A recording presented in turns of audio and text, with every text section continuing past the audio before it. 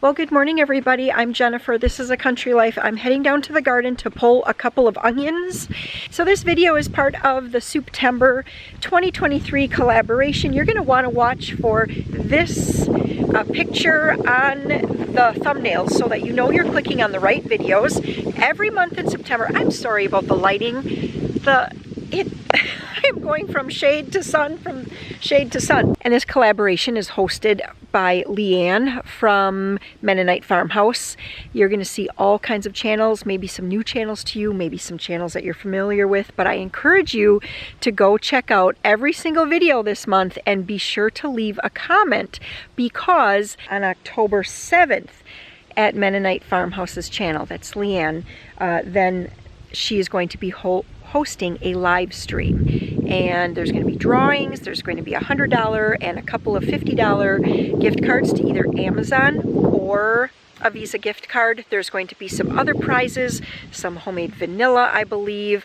I'm going to donate a cookbook or two, so I don't know what else there's going to be, but there will be some prizes there, and you're going to want to show up for that. And that is going to be at, I will give you my time is Central. It's going to be at 5 p.m. Central.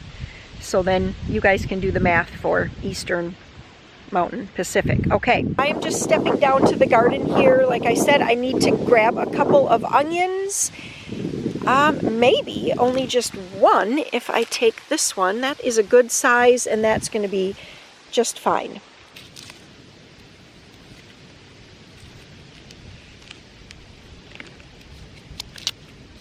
Okay, so what we're making here today is hug and kiss soup, and it got its name because it's like giving a great big hug and kiss to those you serve it to. Okay, so we're going to start out with some bacon grease. Really just any kind of fat that you want.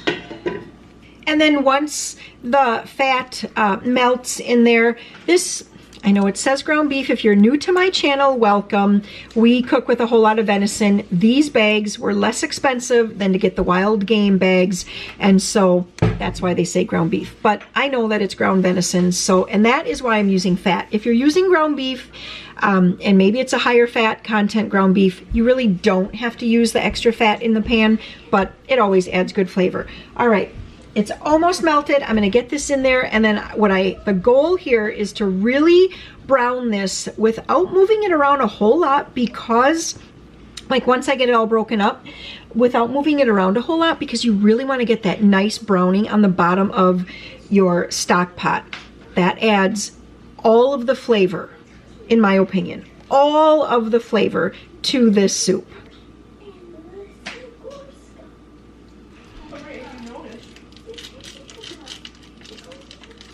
I pretty much never, hi there, I pretty much never remember to thaw meat in time, especially if I know I'm making something with hamburger. It just, I'm like, oh, it'll be fine. So my venison is a little bit frozen here. Who am I kidding? It's actually a lot frozen. So I'm gonna have to let that just kind of warm up a little bit, and I'll just kind of keep scraping the meat off of it. But once it's all thawed, that's when I'll really start letting it just cook away in there so that it gets nice and browned. In the meantime, I'm going to peel my carrots, I'm going to chop up my onion, I'm going to chop up some celery, and I'm going to chop up about 2 potatoes. I'm getting the onion chopped first because I will add the onion to the meat here in just a minute. We had such a dry summer that I'm noticing that the layers of my onions are very small, very like thin, each layer. And the onions are actually a little harder to cut this year.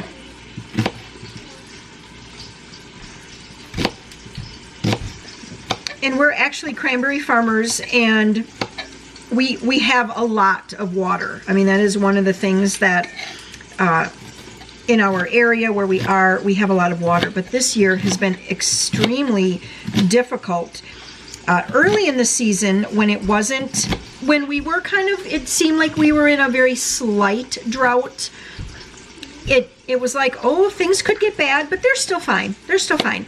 But now, as we get closer and closer to harvest, and we use a lot of water when flooding the cranberry beds, We also recycle that water back to our pond, but you still lose a lot just by seepage when you flood the beds.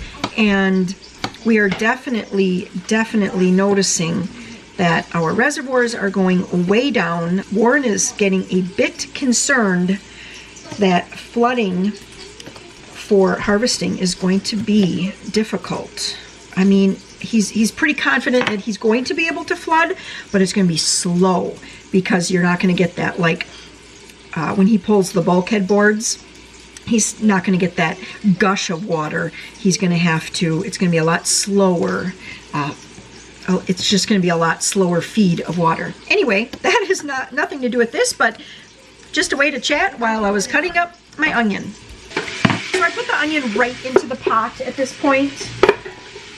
I've made this recipe so many times that rarely do I measure. All of the measurements are in my cookbook.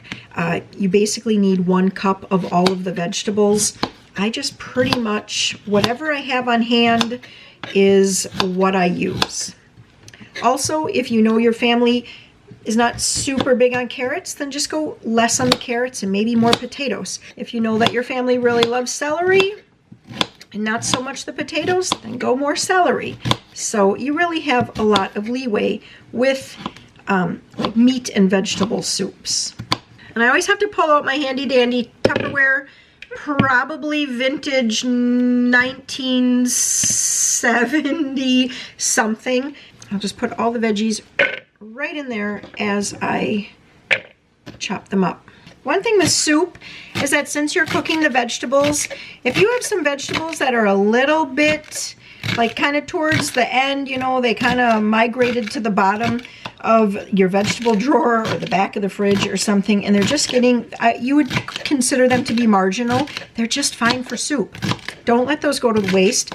Pull off the outer leaves or the outer ribs of celery, or if you don't normally peel your carrots but they're looking a little rough, peel your carrots. It's really a great way to utilize the vegetables so that you don't have food waste. This is a horrible time to be wasting food. You guys all know the prices in the grocery store. We're kind of used to them by now. No use complaining about them, but definitely prices have been going up. Normally I would use russet potatoes, but look at here, I have some red potatoes that I need to use up. I'm just going to peel these.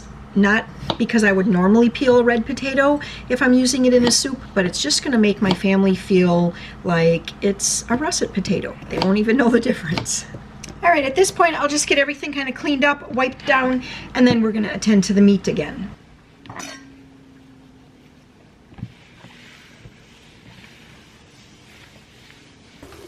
Oh, steam, steam. Okay, we're going to get this chopped off. I'm going to leave the cover off now, because now what I really want to have happen is I want this to, you know, I want it to brown. I want that bottom to get nice and crusty. So do I dare just leave this be and go do laundry?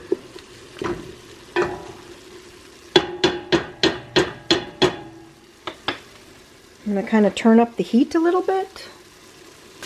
All right, this is what I'm talking about here. Look at that. That looks just exactly the way I want it, nice and dark.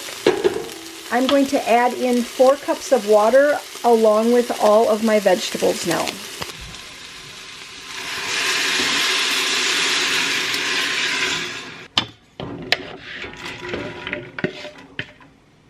So 2 teaspoons of salt. If you're in the habit of seasoning your meat when you're cooking it with some salt and pepper, I would not, hi Peter, I would not put quite the full 2 teaspoons of salt in. And as far as venison, venison can take a lot of seasoning. I know I've said this before, but typically about a teaspoon of salt per pound of meat, like especially if you're making a roast or stew meat or something like that, sometimes even more. But I like to start with a teaspoon per pound and then go from there. This soup can use a little bit more, you know, this soup has 2 teaspoons and only a pound of meat, but there's like all the liquid in the vegetables and everything like that, and nothing else is salty. This doesn't have any cream of anything soup or anything like that. This is very typical to my channel, is to have kids in the background whispering, giggling, wanting to get into the kitchen right when I'm here. So I wanted to just quick show you the Hug and Kiss Soup recipe so that if you want, you can screenshot this. I will also type this out in the description box below. I also did hear word that there might be a link to like a Google document or something where all of the recipes will be there as well. I'm hoping that I can figure that out and add my recipe to that list for you guys so you can print them all and have like a Souptember 2023 recipe book. Why'd you call it Souptember? What do you think? Why would I call it maybe Souptember? Because you're making soup? In what month? September? Yeah! So I need a half a teaspoon of pepper. I'm just going to keep grinding away until it looks to me to be a half a teaspoon. And then we also need a beef bouillon cube. This here, I just read, this is equal, 1 teaspoon is equal to a beef bouillon cube. So really whatever kind of bouillon you have works. You can use better than bouillon, you can use a bouillon cube, you can use Knorr beef soup seasoning, really anything like that. Okay, so I'm going to give that a stir. And then I also need 1 bay leaf. So that's a half of a bay leaf.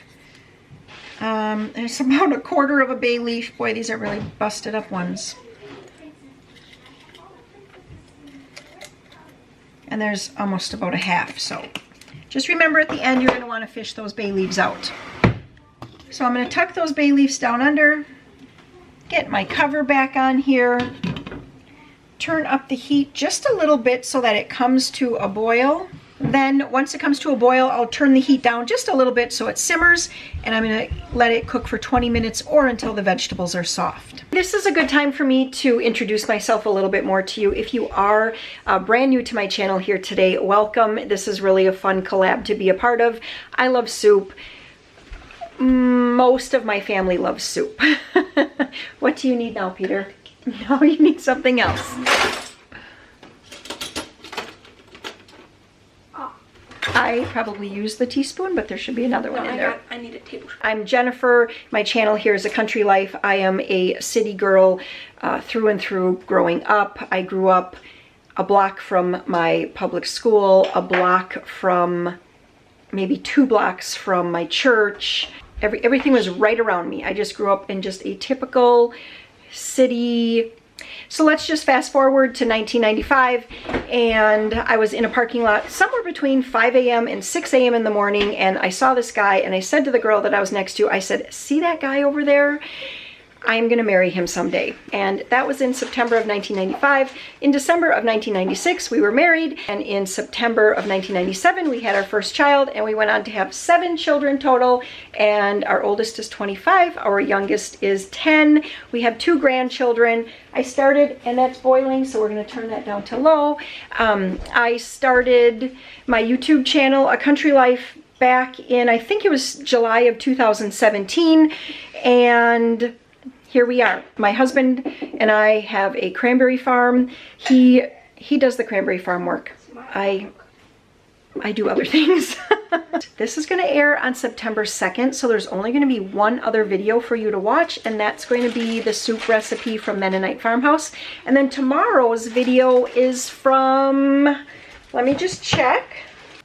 And then tomorrow's video is going to be from Managing the Maze. So you'll want to check out her video as well. Okay, I need to just set my timer here for, I've just talked a little bit, so we're going to set the timer for 16 minutes, come back, check on the vegetables, and then we will add in the tomato juice. Okay, at this point now, I'm just going to put in a jar of tomato juice. So this is my home canned tomato juice. What I usually do with this, I just cook my tomatoes down, and then I run it through a food mill. It's a little bit of a pulpy tomato juice.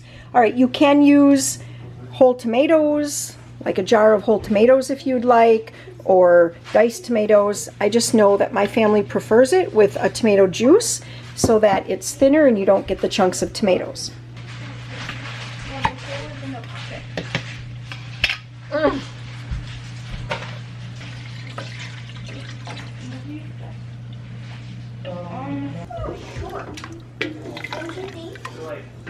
I also wanted to share with you all this soft Italian breadsticks recipe, and I'm going to pull this together here for supper tonight. It's already 10 to 3. I actually didn't plan on it, but Peter had come in. He's working on weed whacking down on the marsh. He had to gas up the weed whacker, and then what happened is that he couldn't get it started. So he came up and got me, and again, I'm always like, I can't believe that I'm his first go-to. But he comes to me, I went down, I could not get it started, no matter how hard I pulled. So then we hopped on the four-wheeler, went back, found Warren, and it ended up turning into probably 45 minutes because we had to find Warren. We had to wait for him to get to the end of a trail. He was mowing woods, roads, and trails. So we had to go back to where Peter was weed whacking. Warren, of course, on the first pull, started the weed whacker. Then we came up to the house to get Peter a water bottle. I hopped into the UTV. We both, him on the four-wheeler, me on the UTV, took the water bottle back to Peter, and then dropped the four-wheeler with Peter, and then I gave Warren a ride back to where he was mowing, and now I'm back home. So I'm getting a much later start with this than what I had wanted to, but that's okay. We don't have any big plans for tonight, so if supper is, you know, a little on the later side, it's really not going to matter tonight. I like using my bread machine. I set it to the dough cycle, and then when it comes out, I like to shape my bread, bake it in the oven. All right, the dough is all done, and I've got a couple helpers here. We are going to divide this into 24 pieces. We're going to try to make it as equal as possible and roll these into about a 4 to 6 inch breadstick. No, 4 to 6 inches. 4 to 6 inches. That's like 2. Right, like that. That? First. Yeah. I feel like Mom's is the best. Mama, do you want this chunk? No, she has one. I have one. Just a second. Look at how good this one is. Yeah. Peter, I didn't put that one down. I All right, didn't put looks one in the good. bowl except that one. All right, they look good. Let's cover them and let them rise for about That's just 20 funny minutes. So 350 degrees now that they had 20 minutes to rise, and we're going to put these in for about 15 minutes in the oven. Now if you want them lighter and fluffier, you can let them rise for another probably 10 minutes beyond. I think that they probably could go a little bit longer, but the kids are hungry, Warren is hungry, and it's 5 o'clock, so I guess it's actually going to work out. We'll probably be able to eat about 5:30 tonight.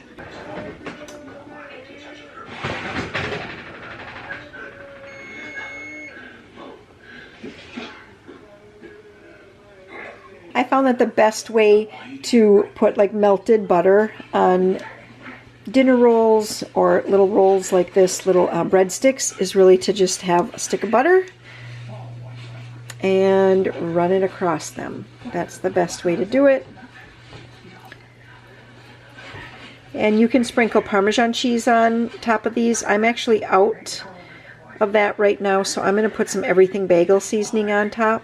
I could just put some more Italian seasoning on, that would be good too, but I just thought this would look pretty and taste really good too.